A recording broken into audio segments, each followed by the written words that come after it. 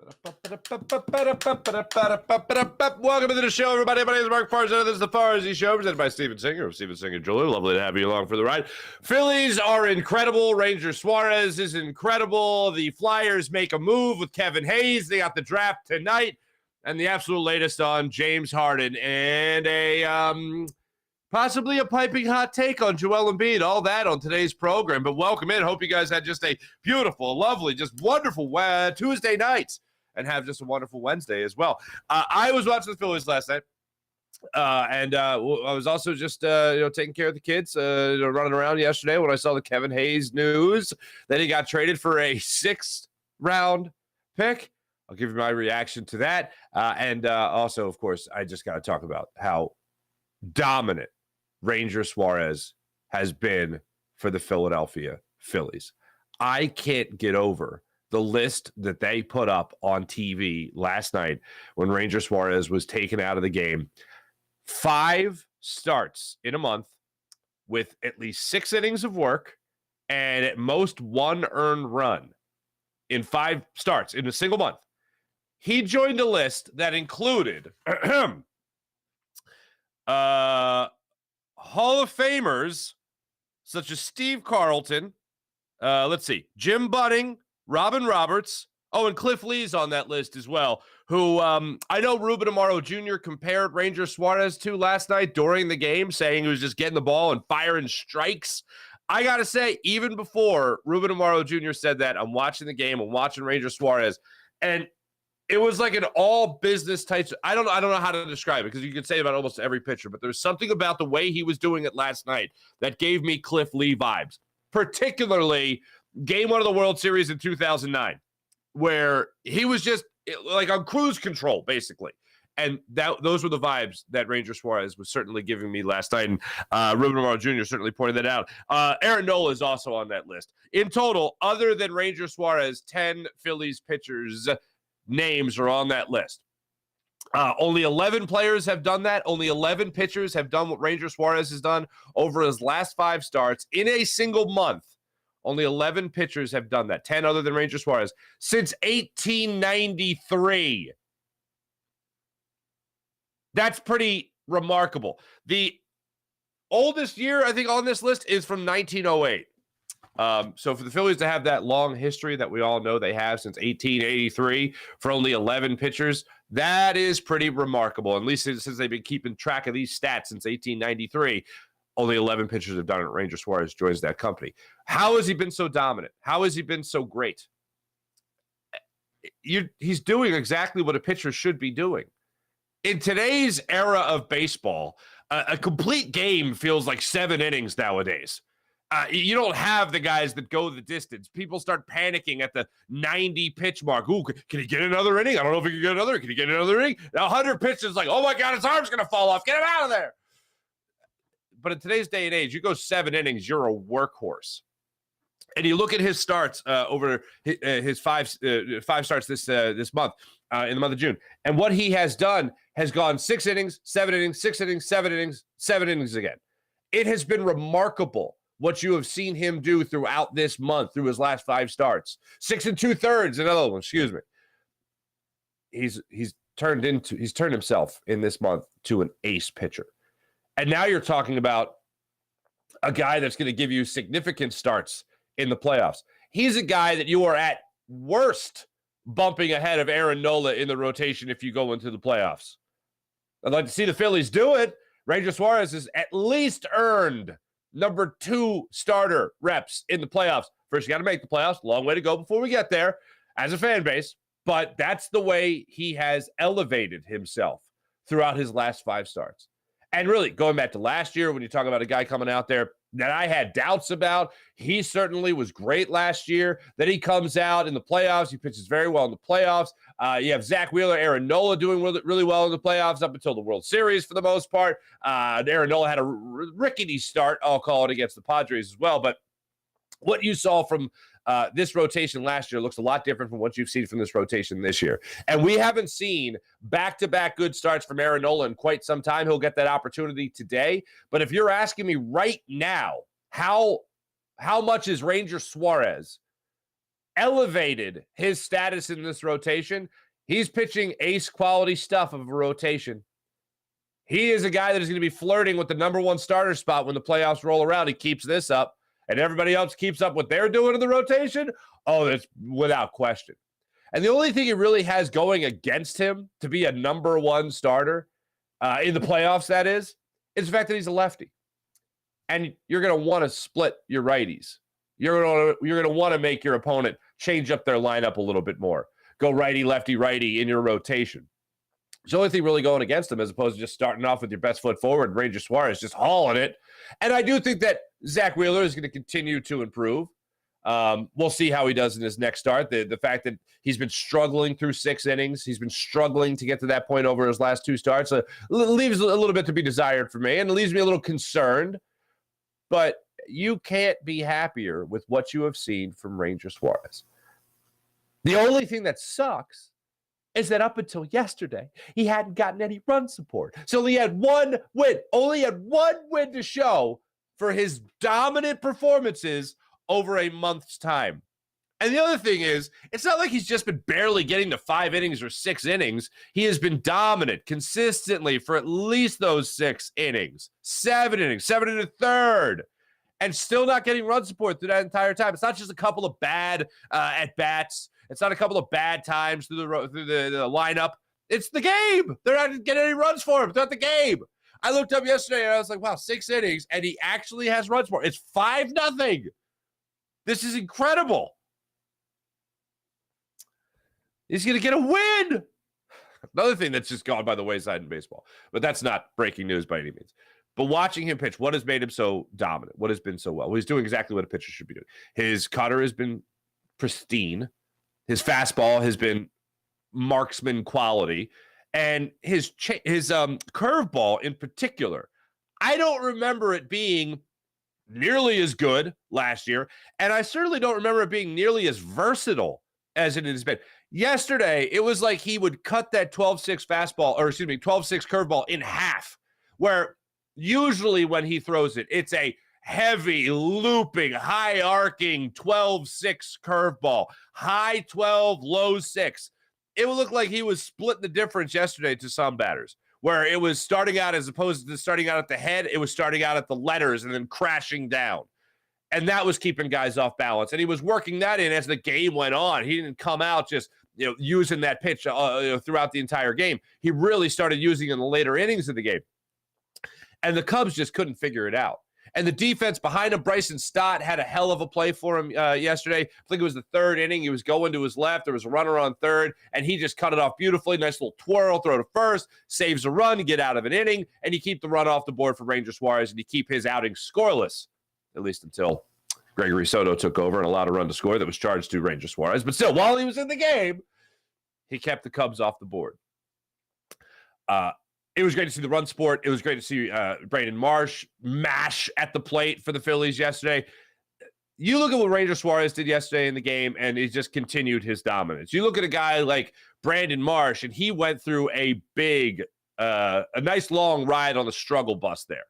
We were talking about, Kevin Long being the Phillies version of Jeff Stoutland, just figuring out everybody in this lineup, whether that be Bryson Stott, whether that be Alec Bohm, or whether that be Brandon Marsh, who was hitting well over 300 for a good chunk of the early portion of the season. And then we see him in that Oakland series. He goes down to 252, batting 252 on the season. Now, his on-base percentage was always pretty good, still 340, but as far as hitting the baseball, as far as squaring up the baseball, I was talking about how many times he would just see that pitch right down the middle of the plate, and he wouldn't give it a hack. He would freeze on it, 3-2 pitch, fastball down the middle, perfect pitch for mashing, and Marsh would pass up on it, unfortunately. He lined out to center field in his last at-bat in that Oakland series, dropping his average down to 252. Since then, he's had now 6 multi-hit games, and he's upped his average now to 283. His on-base percentage has now gone back up to 365. And a multi-home run game yesterday, where you want to talk about squaring up pitches, you want to talk about jumping on pitches, pouncing on pitches, and that's exactly what he was doing yesterday. That's exactly what he did in the Braves series. That's what he did in the Mets series. He looks like the guy that started out the season. He looked like a guy. He started to look like a guy again at the beginning of the year that might be an all-star. He is playing back to that level now over his last week of play. And it has been a sight for sore eyes. Not just because you're seeing Mickey Moniak doing what he's doing out there in Anaheim, doing what he's doing for the Angels, but just simply because of what Brandon Marsh has been doing for this Phillies team. In case you haven't seen it, Mickey Moniak has been phenomenal. He's been absolutely great. This season for the Angels. But just looking at Brandon Marsh, I don't think he ever looks uncomfortable. The only time I ever see him really look uncomfortable at the plate is when he does take those pitches right down the middle and he just seems to be guessing wrong or looking for a different pitch or looking to work the walk as opposed to getting the hit. And yesterday, he was uber aggressive in the batter's box. And that was a sight for sore eyes for Brandon Marsh. This whole week has been a sight for sore eyes for Brandon Marsh. You also go and talk about a guy like Kyle Schwarber, and we were just talking about the numbers yesterday. Phillies just not getting it done from the leadoff spot. So what does Kyle Schwarber do yesterday? Leads off with a double down the right field line. I don't know what Suzuki was doing, sliding for that baseball going against the wall. It was a play he could have made. I don't know if he mistimed his steps or what was going on. Didn't want to crash into the wall. But Kyle Schwarber put it right down the right field line. He got the second base, and then you see Trey Turner step to the plate. He gets the RBI single, unfortunately. And when I say unfortunately, it could have been a double. Could have been him staying on first base, and you still would have had a run already across the plate with a runner on first and nobody out. And unfortunately, he became the 28th Philly this season to get thrown out on the base paths. That's third most in all of baseball. Tom McCarthy did a great job of enlightening us that the Cincinnati Reds now lead the majors with 28 runners thrown out on the base paths, and no, that does not include stolen bases. But Trey Turner became the 28th man. He stays on first. You might as well just put him on second. He can steal second. Now you got a runner in scoring position. Now you got more pressure on Taillon. I think I've been saying his name wrong for the last couple of days. Taillon was how you say it. And you have a runner in scoring position just like that. Nick Castellanos comes up, gets a little RBI single. Bryce Harper, speaking of left a lot to be desired. Okay. You've just heard me praise Ranger Suarez. You just heard me offer praise to that Kyle Schwarber fellow, okay? And by the way, we'll get to his feeling. If you're concerned about Bryce Harper, it's legitimate concern. It's no longer being a worrywart. It's no longer just trying to be negative. It's legitimate. 26 games now between home runs for Bryce Harper. Not hitting with pop. Warning track power only. Coming back from Tommy John surgery, pitcher or not, position player or not, 5+ months that's quick. Record pace even. Anytime you might set a new precedent for coming back from a major injury, from a major surgery, anytime that happens, you reserve the right to have a little concern. Because no matter how many doctors tell you, oh yeah, this is fine. No matter how many trainers say, oh, he's progressing beautifully. No matter how comfortable Bryce Harper might tell you he feels, the proof is in the pudding. Something's not right. And look, he could go into July, let's say, and he could go out in July and just start knocking the cover off the baseball. But until that happens, I'm going to continue to have my concern for what you're seeing from Bryce Harper now in this Phillies lineup. And I don't know if it's needing days off. I don't know if it's needing a break. I don't know what it is. But all I know is the production that we have seen time and time again for Bryce Harper, simply put, just is not there. And you're talking about a guy right now in Bryce Harper that when he does drive the baseball, and it does look like he is putting that violent swing through the strike zone and tattooing a pitch, the next thing you see after contact is him throwing his hands up in the air, flipping the bat in not a good way, in frustration, and rolling his eyes and looking like, I hit the hell out of that. What happened? Either he just got under it or just the power is not there right now. So I don't know what you do with Bryce Harper at this point. I know he's just going to keep playing. The goal is for him to eventually take over at first base, and hopefully you don't have to have Kyle Schwarber falling down like the sniper got him out there in left field like he did yesterday. But you have Kyle Schwarber as your designated hitter. But with Bryce Harper right now, you're just seeing continued struggles.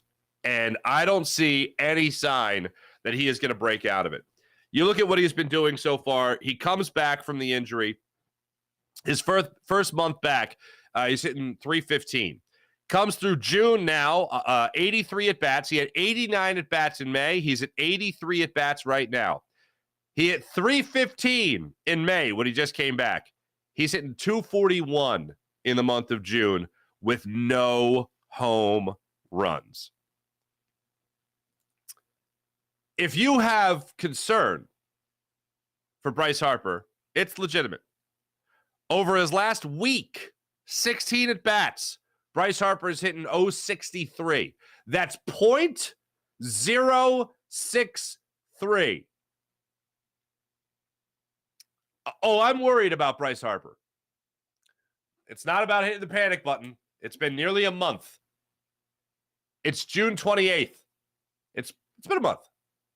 Almost as many bats as last last month when he first came back. I'm concerned. I'm just not worried about a slump. And this is my point. I'm not just concerned about a player slumping. I'm concerned about a player coming back in record time from Tommy John surgery, hitting .063 for a week and .241 for a month. On base percentage is still good, but we're talking about a guy that's supposed to be hitting home runs. So that's where we're at right now with the Phillies. Great 5-1 win last night. Yes, Kyle Schwarber, I don't know what happened there. When it's 5-0, you can laugh about it. If it wasn't 5-0, you can't laugh about it. But Kyle Schwarber was having a good time with it, making the sniper sign, I guess, that he was falling down there in left field. But it was incredible. Also, good Lord, we're lucky, man. Those Canadian wildfires that were zipping through our beloved Philadelphia, the northeast corridor of the United States, 2 weeks ago, 3 weeks ago, still very much in Chicago. We had that perfect hallway. Like, we had that channel, just jet streams and whatnot, bringing all that crap down to us. It's still in Chicago. And health officials, they said during the game, advise people if you don't have to go outside, don't go outside. Well, it's still pretty packed Wrigley Field. So much for that. Rob Thompson did say after the game that no one was complaining. He didn't hear anybody complaining as far as on his team. No Philly was coming in complaining. They were telling guys, if you have a second to get up the tunnel and get out of the atmosphere for a second, go ahead and do it while the Phillies were at bat. But yeah, that it didn't look good, even by Chicago standard. That's some heavy smog, heavy smoke, heavy atmosphere. I don't know, but it was pretty remarkable. As I mentioned, Ranger Suarez has just been absolutely dominant. I mentioned the names that he's on the list with for at least 6 starts and most 1 earned run over those 5 starts in the month of June. How about this, though? Over his last 6 starts in total, he's posted a 1.35 ERA. That's pretty good. Ranger Suarez was a subject, as you would assume, of a question asked to Rob Thompson after the game. Here's what Rob Thompson said was working for him last night. And then Suarez, he's been dynamite. Out. First pitch strikes, get ahead, stay ahead, just attack the zone. All his pitches were good. He didn't throw many curveballs early, but then he got to it a little bit later. But the cutter was good. He was really good, and he's been that way for a long time now. Cool. It's weird to say this, but it's the only word that really comes to mind. I mean, we could say dominant. We could say that he's been great and all that stuff. But really, with Ranger Suarez, he's been so cool. And I don't mean Fonzie cool. I mean, there's a little Fonzie there, I guess. But when it comes to just watching his performances, he's just chill. He's flat. He is in control in every sense of that phrase. In control of his pitches and in control on the mound. He allows a base hit. He allows a walk. Stays poised. Stays cool. I didn't expect him to be this dominant. Talk about a guy coming back from injury. He's a guy coming back from injury and has just been dealing. Absolutely dealing. I mentioned Kyle Schwarber getting off the old schneid there, right? Getting off the snide and doing himself a favor by getting a couple of hits last night. Couple wonky at bats and a couple of hits. So he swung on a pitch that was in his eyes. Okay. He also got a double. He also got a single. So there you go. Brandon Marsh has been breaking out, as I mentioned. Cody Clemens had a 2-hit game last night for the Phillies, which was great. So a couple of guys against Taillon yesterday did themselves some favors. Here is Rob Thompson talking about this offense starting to click, especially with Ranger Suarez on the bump. An attack in the strike zone, you know. So that's what it seemed like he was taking a lot of strikes at one point and swinging at chase pitches, and now he's kind of flipped the table. So he's having great at bats. Cody had good at bats tonight. Schwarber he struck out twice, but he got 2 hits, led off the game with a double, and the offense was good. Offense was obviously fantastic last night with 5 runs across the plate in support of their boy Ranger Suarez. Phillies will be back at it tonight. 8:05 start time. Aaron Nola will be on the hill against Drew Smyly. Phillies face the lefty tonight. One question was asked of Rob Thompson starting things off, and he was talking about Brandon Marsh there to lead off that cut. But sound courtesy, by the way, of our friends over at what the hell, at NBC Sports Philadelphia. But another thing that was interesting last night was when he was asked about Brandon Marsh potentially starting out tonight against the lefty, he said he hadn't talked to Marsh yet. So that leads me to believe Brandon Marsh is actually going to be in the lineup tonight against the lefty, which is good. I always feel like, look, he's your best center fielder, so obviously I want him in center field. They could go Pache. They could not go Pache. But if he's been this hot, I say you give him the opportunity, and you give him the opportunity to hit against the lefty. So I want to see him go out there and do that tonight, and hopefully that's what Rob Thompson decides. That's what Rob Thompson decides to do when it comes to that fella, Brandon Marsh. So Phillies 8:05 start time tonight. We'll get more into that in our morning rush. Tobias Harris. Before I get anything with James Harden, and a couple of the reports that are out there, or opinions that are floating out there regarding the 76ers, one is about Joel Embiid, the other is about James Harden, and Tobias Harris was doing an event at the Wells Fargo Center yesterday on behalf of former Sixers minority owner Michael Rubin, owner of Fanatics Apparel. And he got asked about the trade rumors that have been out there surrounding his own name. Hey, Tobias, what's it like to have your name mentioned in trade rumors, huh? So yesterday, while addressing the media, he dropped this hammer on the Philadelphia 76ers fan base and invoked the word casuals. Listen to this. Casual Sixers fans, they'll trade me for a crumble cookie. But at the end of the day, they have to realize, you're not getting a 6'9" forward back who can, damn near shoot 40% from 3, guard other team's best player, shoot, post up, drive, play 70+ games a year. I know a lot of people are really pissed off about this, and he's not calling all Sixers fans casuals. If you want to trade him, he's calling you a casual. So I don't like this making this the general athlete versus the fans, all the fans. You know what I mean? If you want Tobias Harris traded, he's calling you a casual. I don't see him. It's a absolutely legitimate statement that he's making. You're not going to find many guys that do what he does. And I know people hate him being a role player. But if you got James Harden and Joel Embiid on your team, and you have an offensive presence like Tyrese Maxey, a lot of players, even good players, are going to fall by the wayside when it comes to their numbers, when it comes to their statistics, when it comes to how many points per game. I would absolutely love it, if Tobias Harris came out. And Tobias Harris was a guy that was going out there and just dropping dimes. But unfortunately, that's just not his role anymore. $39 million, near max money to come here to the Sixers and be at most times a fourth wheel? You look at his numbers from the regular season last year, for instance, okay? He goes through shooting 38.9% from three. So that's the damn near 40% from three. You talk about a guy who only averaged 14.7 points per game, so that is a role player. But then you talk about the step forward he has taken defensively speaking, really ever since the Toronto Raptors series last year in the playoffs, 2 years ago now in the playoffs.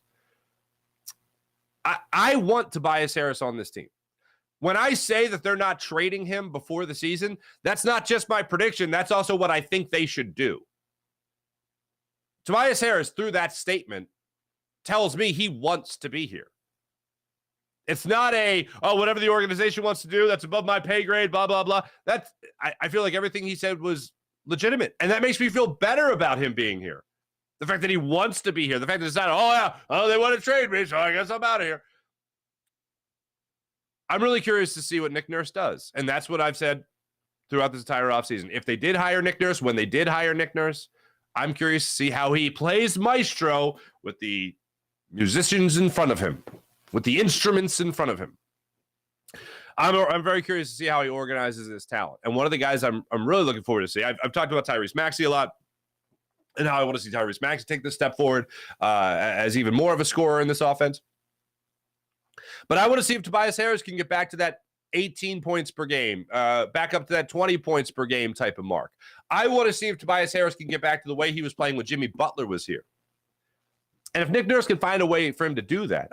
And at the same time help Joel Embiid get his assist numbers up, then I want him to stick around. And I do think that Daryl Morey wants to see that as well, which is why I think that's why I'm telling you that Tobias Harris will not be traded before the season. I know there's going to be a lot of reports, a lot of speculation. But listen to Tobias Harris right there. I don't think he's wrong in anything he's saying. The only thing that I take exception to is Crumble Cookie. From my understanding, he owns stock or owns Crumble Cookie or something like that. This is Philadelphia, man. We're tasty cake people and only tasty cake people. So that would even be more belittling if we would trade you for something we already have a plethora of. If something we already have a staple of. So maybe it's a compliment. Maybe he's getting a little cocky. I'll enjoy a Crumble Cookie, but I need tasty cake, baby. I need tasty cake. That's just me saying. Anyway, so yeah. Oh, and also, you never really have to doubt whether or not Tobias Harris is playing. Missed 8 games last year.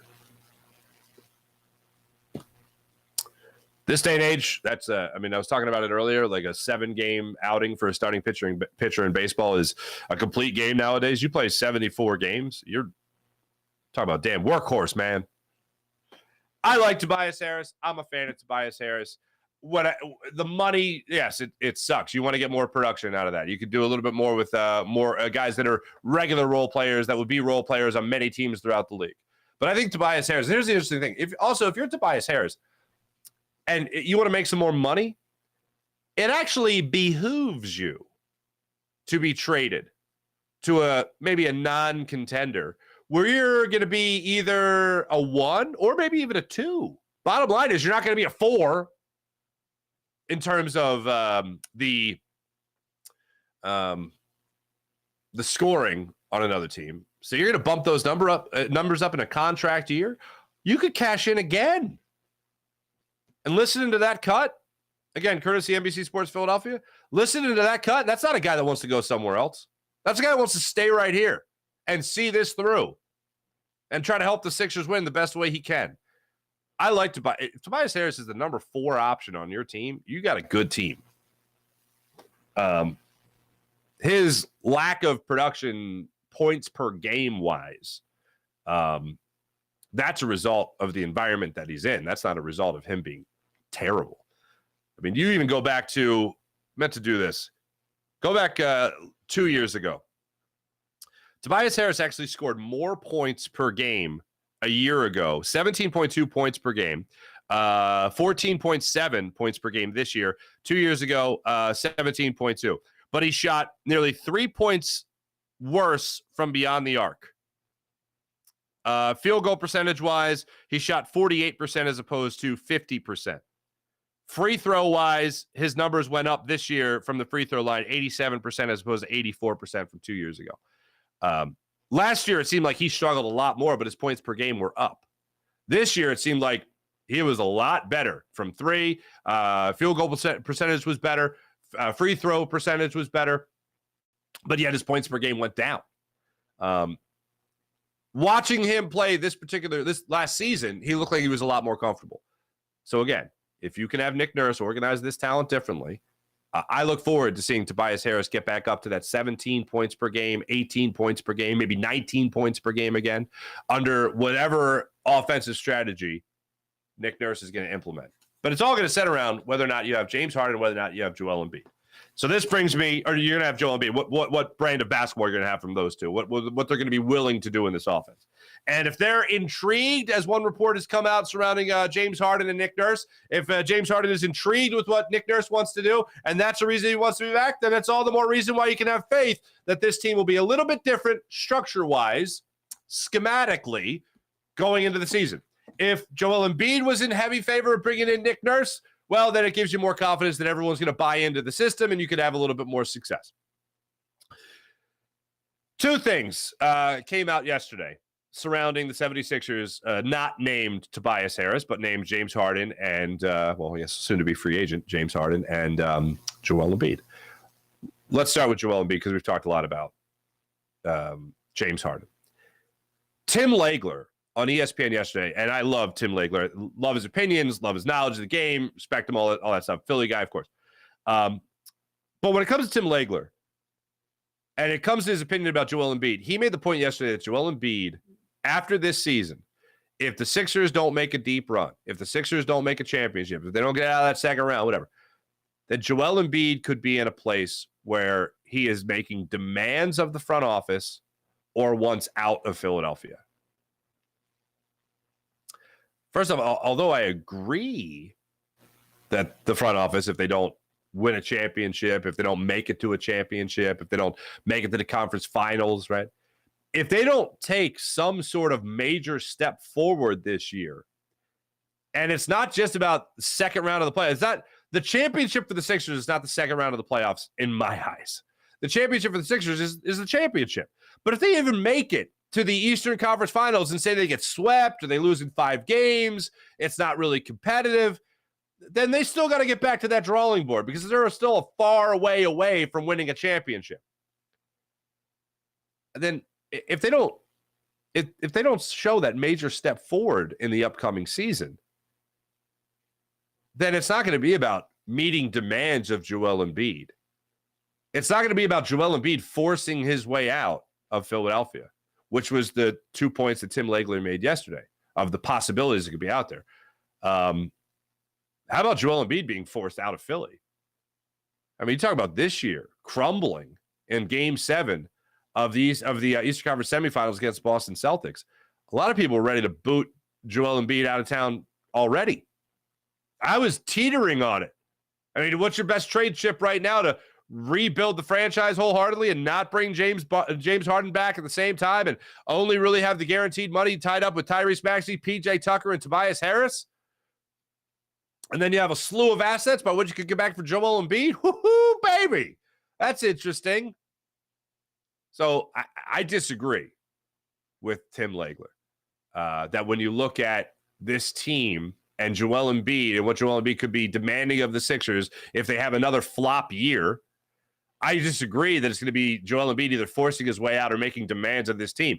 I think if they don't make it past the second round of the playoffs this year, I think it's a guarantee that Joel Embiid is playing his last year as a 76er. So I don't think it's a matter of him forcing his way out. I don't think it's a matter of him making demands of the front office. I don't think it's either or. I think it's the franchise going, all right, we took this as far as we could go, taking bids for Joel Embiid.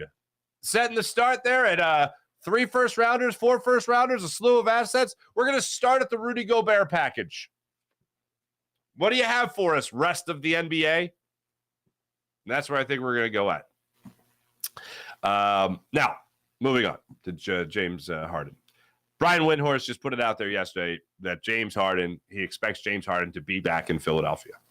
That does not seem like it's the question anymore. The question now is what type of deal. And as I've been telling you guys throughout this offseason, as I have now for the last 2 weeks been now steady that James Harden is going to be back, I think the only question is, what's it look like?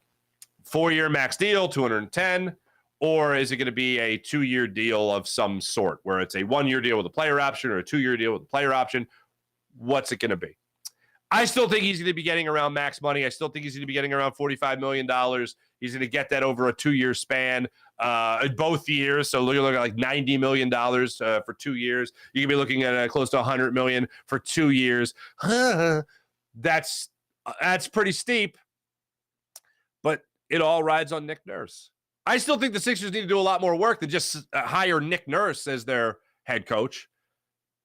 But if he finds a way to make James Harden a better point guard, a better scorer again, if he finds a way to make Joel Embiid a little bit more of a facilitator, spreading the ball around a little bit more to make their offense, not only take a hit when it comes to points per game where he's not going to be winning another scoring title, but just set up an offense that will have success in the playoffs.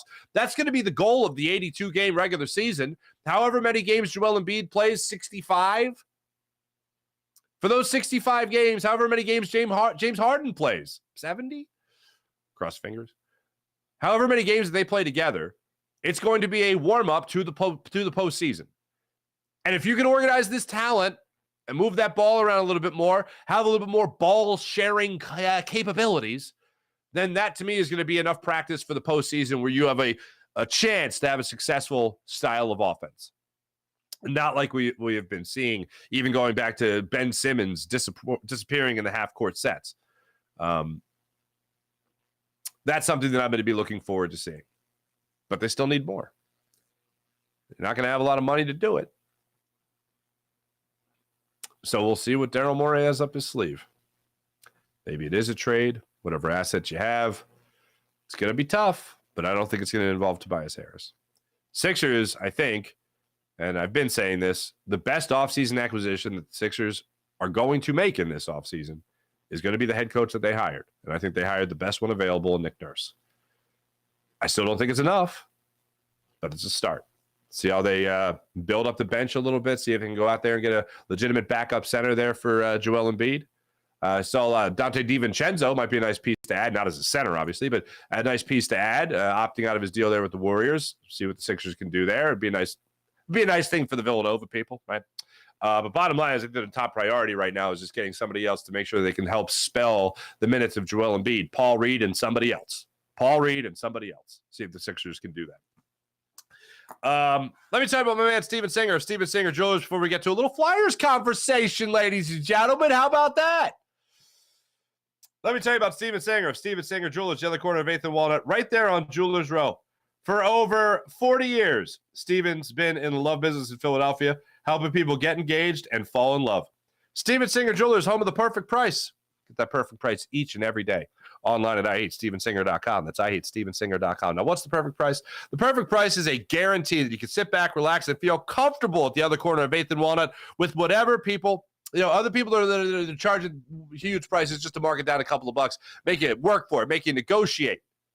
Steven Singer Jewelers? No, you don't need that. You get treated like a real family member with that perfect price at the other corner of 8th and Walnut. All online at IHateStevenSinger.com. That's IHateStevenSinger.com. How about Manscaped, the leader in below-the-waist grooming? Join 4 million men worldwide who trust Manscaped with their skin-safe technology that helps reduce the risk of nicks so you can manscape with confidence and comfort. Check out Manscaped at Manscaped.com. How about the amazing people at Freestone Farm CBD? FreestoneFarmCBD.com. You'll love their tropical tasting Bayox that clocks into a chart-topping 24.1%, and Super CBD, which is half Hindu, Kush, at 21%. Genetics of these guys are off the charts. So try Freestone Farm CBD at FreestoneFarmCBD.com. How about PHL Sports Station, Philadelphia Sports Station, enhancing your Philadelphia sports fan experience across all social media and blogs. That's PHLSportsStation.com. Let's get to the chat check and see how you beautiful people are doing on this fine morning. Let's start it off. King Pooty TV on the Jacob Media channel says, go Phils. By the way, I refuse to talk Sixers until at least Thanksgiving. I understand your reservations. Flip it over to the Farzy Show chat. See how you guys are doing today. April, good morning. By the way, April, I did use on the poison ivy. It did use your remedy. It helped. And then I took it to another level with the hard. I'm not even going to show you because I still have calamine lotion and it looks gross as hell. But the arm's getting back to business, baby. The old poison ivy that I was careful with. I had the gloves on. I used the clippers. I don't remember it ever touching my skin. I was careful. I was a landscaper for 10, 15 years. I know what I'm doing. And for whatever reason, it still got me. But I'm on the mend. I'm on the mend. Yeah, still some areas look like the surface of the moon. But other than that, by the way, it was Wash with Dawn, dishwashing detergent, right? And then I put the compresses on it and cleaned it up all nice. Oh, baking powder. That's it. Baking soda? Baking soda. Excuse me. So there you go. And I also use hydrogen peroxide to clean that jazz out as much as possible. But that's funny, man. Poison ivy, it's like ivy. It wants to grow. It wants to grow. No doubt about that. It wants to spread. April, good morning. Anyway, I'll tell you all that. Good morning. Sean Kilray, good morning. Sean Gillespie, good morning. Sean Kilray, Marsh looks solid. Like to see it again tonight. Cubs were definitely jet lagged. Possibly. Ranger looks like he is zoned in and the rust is coming off. Hats off to Ranger. Solid pitching. Dan Schwartz, very nice. They won, but another day of lost money for me. You bet Bryce Harper to hit a home run every day? He has to do it eventually, right? I'm concerned, Dan. By the way, I just saw, Dan, I just saw you put this up. Kyle Neubeck of Philly Voice put out the draft boards from the Sixers. And Dan Schwartz, I won't be able to get this up in time, but Dan Schwartz put together his mock-up of what the Sixers offseason plans would look like on those boards. They include firing Doc because James don't like him. Okay, check.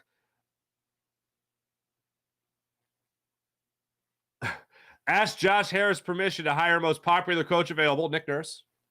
Got him. Sign Harden for life. Not done yet. Call Howard Eskin a dope. Trent Grimm, he's a fake genius. Avoid interview with John and Mark. Wait.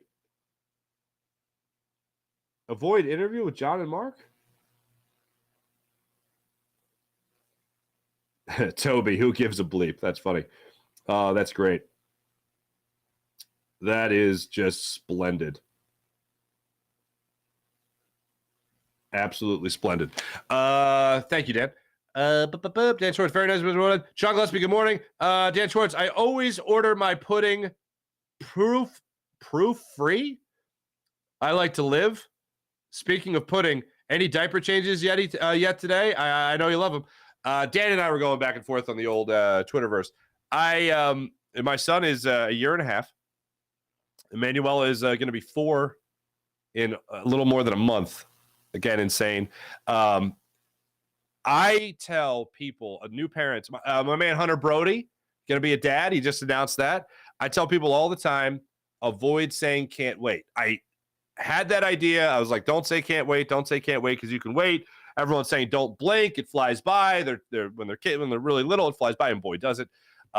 And then my cousin-in-law, John, was like, never say the phrase can't wait. I'm like, I'm on the same page as you. And but one thing I will definitely tell you, the only thing that I say I can't wait is I can't wait till I change my last diaper. Just when Emanuela got potty trained, when Lil Toots got potty trained, man, it was awesome. Like she's sleeping without the diaper. It's fantastic. I'll never forget my buddy Dan. They what do you call it? They gifted us their diaper genie, whatever that thing's called, that you put the diapers in so it doesn't stink as much. They were done with theirs. They have 2 boys. They gave it to. He acted like he was about to go to a Super Bowl parade. When he brought that thing into the house, he was like, "Take this off my hands! I've changed my last diaper." And I remember looking at that and going, wow, I think I have something to really, really look forward to. I can't wait. The only thing I'll say about parenting that I can't wait for is not changing my last diaper. Or, excuse me, when I change my last diaper. So Dan, yes. No, I have not. I changed. No. Oh, gosh. Goodness gracious. Leo. Woo, baby. Leo got into the snacks yesterday. I'll just say that. Does Tobias getting traded, Sean Kilmer, does Tobias getting traded for more than a cookie? We'll trade him for some Mad Dog 2020 cases and a tasty cake. You throw in some Mad Dog 2020. Speaking of my kids, they kind of owe their existence to Mad Dog 2020. I had never had it. My wife is a big fan of it, and she took advantage of me. I'll say it. Anyway, that was a long time ago, kids. Sixers management still should be blown up. Sean Gillespie, don't disagree. Still can't fit Tobias Harris with that contract. Will probably be better off on another team, possibly. Plans on what Morey wants to do and how long he wants Harden has been leaked. Did you see it? Yes, Dan, thank you. T-Bro, show the rash. I can't. It looks too gross right now. It's not bad. It's better. But it's all white because of the calamine lotion. I've been wrapping it, okay? I've been wrapping the arm just so I don't get, poison ivy on other people or things. But I don't want to show it. I really don't because it does not pass the it's gross, folks. It's gross. Dan Schwartz, that's what I was referring to. Yes, good job. Pudding without the proof is reference to you saying the proof was in the pudding. Thank you. April, we threw a party when we changed our last diaper. Did you really? We put the toilet from the kids' dollhouse on the top of the cake. Wow, a diaper party. April, well, the way I just said it sounds really dirty, but a celebration of your last diaper change? I have to ask this, though. Was it your last diaper change? Like, did you officially stop buying diapers? Because you still got a couple. Obviously, we have a bunch for Leo, but we still got a couple just in case anything, But that's pretty awesome, April. That's a great idea. Maybe we'll do that. That'll be a beautiful day. Thanks, everybody in the chat. You guys are great, as per usual. Oh, back to the Jacob Media YouTube channel. Wonder if Ranger would be trade bait. Don't like it, but would get an okay return. DK, no. Absolutely not. I mean, he's not untouchable, but he's been your most consistent pitcher for a month. He's like your best starting pitcher right now. I don't want to give up on that, especially if you're really making a playoff push. King Pooty TV is laughing. Alex Schmidt, what's up, bud? Good morning, Mark. Manifesting that Nola actually has some magic tonight, so our post-game show isn't another downer like Nola usually gives us. There you go, Alex Schmidt, producer of the Jacob Media Phillies post-game show, by the way. Love it, man. He's on the road. Appreciate you, brother. As far as Ranger goes, or as far as Nola goes, let's get into our thanks everybody in the chat. You guys are great as per usual. Let's get to our morning rush brought to you by Sky Motorcars, skymotorcars.com. Let's continue to talk about the Philadelphia Phillies here. 8:05 start time, game 2 of this 3-game series and this 3-game road trip in Chicago against the Cubbies. Yes, Aaron Nola does get the start tonight. Aaron Nola actually had a really good outing his last time out there. Went 6 innings, allowing just 2 hits. Did not allow a run. Also issued 2 walks, 5 strikeouts. Gutted out that performance against the Atlanta Braves. Unfortunately, that was a 5-1 loss in extra innings. Kyle Schwarber of the bad drop in left field. But he has a chance here to put 2 good starts together. I can't think of too many times he did that throughout this season, unfortunately. And the reason being is that he has not put 2 good starts back-to-back this season. He had 7 scoreless against Detroit, where he took the no-hitter into the 7th inning. And then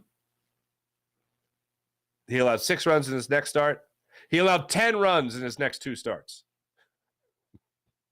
7 scoreless with no-hitter implications, right? 10 runs over his next 2 starts. If that's not the season Aaron Nola has had, I don't know what to tell you. But so far in the month of June, he has put up his best ERA of the season with a 3.46 ERA. So let's at least hope that keeps on keeping on. How about that? Okay, the start against Drew Smyly for the Cubs. Drew Smyly on the season this year has, especially in his last couple of starts, inconsistent. We can say the same thing, but he's 7-4 on the season with a 3.38 ERA. He has had his last 2 starts both against Pittsburgh Pirates. His last start, 5 scoreless against the Pirates, only issuing 3 hits, but also 5 free passes, 5 walks. And then his previous start to that against the Pirates, 5 runs, all of them earned, 9 hits, 6 innings. He did issue a walk and 3 home runs. So we'll see what version of Drew Smyly the Phillies are facing today.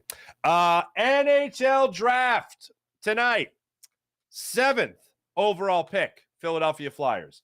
22nd overall pick tonight, Philadelphia Flyers. A couple of names. I was reaching out to some of my hockey friends. A couple of names to look for tonight. Will Smith, Colby Barlow, a left wing. Will Smith's a centerman.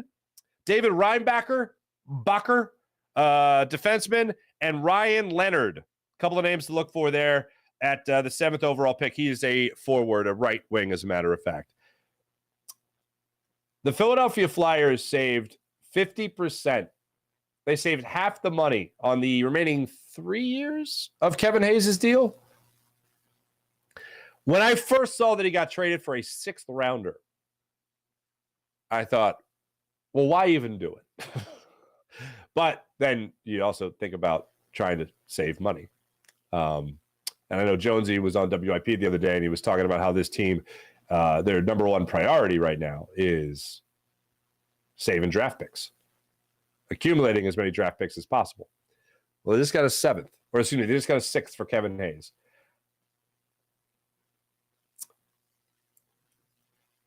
I'm all for the Flyers committing to being terrible. The Sixers showed that if you really do commit to being terrible and you don't essentially lie to a fan base that, oh, no, we're going to try to stay competitive. If you let people in on the plan, they'll support it. Because the bottom line is, I mean, the Sixers haven't won a championship since 82-83. The Flyers, we all know, haven't won Stanley Cup since they're 2 in the 70s. It's been a while. I think they have the right management in place right now to break it down and rebuild it. I think that what you're going to experience over the next couple of years for the Philadelphia Flyers, if you're a diehard Philadelphia Flyers fan, is that you're going to have something that the Flyers in the Ed Snyder era rarely ever had because they had no need to have it. Patience. Every year of Ed Snyder, I've told you guys this before, in my experience, especially in my heyday of being a hockey fan, which really goes from like 1996 to probably 2015, you just felt like they always had a chance. You felt like no matter what, Ed Snyder was going to rally the troops and they were going to do something to make them at least noteworthy and relevant for 82 games. Few exceptions, few years of exceptions. But you always felt like that was there, lying, waiting in the wings. You didn't have to be patient because you always felt like you were going to be competitive. We're really going to have to commit to being patient over the next couple of years. Hopefully it's not a couple of years. Hopefully, you all of a sudden start to see returns on your investment almost immediately. But Flyers fans are going to have to exercise that patience that we've rarely ever had to exercise, especially in the Ed Snyder era. And then hopefully in the next couple of years, we'll be talking about a team that will be right back to being competitive every single year. But it starts with picks. It starts actually with unloading bad contracts, and then it starts with picks. I think between John Tortorella, Danny Briere, Jonesy as well, Keith Jones, that you have some good guys in place here. But bringing in Patrick Sharp, bringing in John LeClair, especially John LeClair, who is very familiar with the Ed Snyder way of winning. I think it's a great thing. By the way, also, I found it interesting that, what was it? The next day. So the Flyers hire Patrick Sharp as an advisor in the front office. And the next day, I think it gets announced that Ken Hitchcock gets voted into the Hockey Hall of Fame.